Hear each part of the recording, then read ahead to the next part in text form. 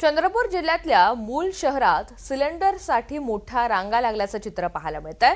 अगदी पहाटेपासूनच नागरिक रांगेत उभे आहेत, मात्र संध्याकाळपर्यंत सुद्धा सिलेंडर मिळत नसल्यामुळे ग्राहकांमध्ये संताप पाहायला मिळतोय।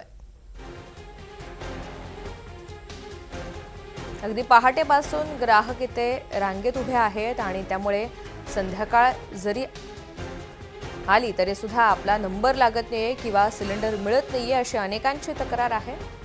एकंदरीतच या सगळ्या स्थितीमुळे नागरिकांमध्ये रोष आहे आणि या सगळ्याचा सविस्तर आढावा घेतलाय आमचे प्रतिनिधी मनीष रक्षमवार यांनी।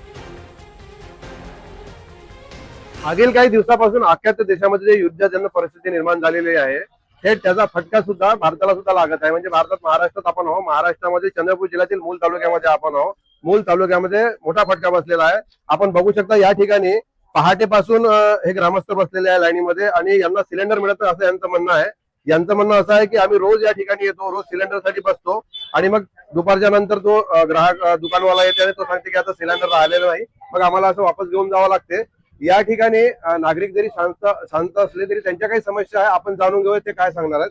मूलमध्ये एजन्सी नाही, एजन्सी नसल्यामुळे इथं खूप त्रास होत आहे आणि प्रशासक म्हणतात का खूप साठा आहे सिलेंडरचा आणि सिलेंडर इथं मिळत नाही आणि आम्ही 5 वाजतापासून इथं लाईनला लागतो आणि येतात एजन्सीवाले आणि त्याने 10 वाजता खोलल्यानंतर म्हणतात का गाडी नाही आहे। आम्ही 5 वाजतापासून उपाशी इथं राहतो आणि मग आल्यानंतर त्यांना सांगतात की सिलेंडर नाही आहे। हे का करायचं? प्रशासक यांच्या आमच्याकडे लक्ष द्यावं ना, एजन्सी सावलीला न राहता आपल्या मुलाला पाहिजे। फेब्रुवारी पासून मी नंबर लावला 27 तारखेला। 27 पासून आम्हाला आणून नाही दिला। आम्हाला वाटलं का ऑनलाईन घरात पोहोचता आणून देते, आम्ही चुपचाप बसलं।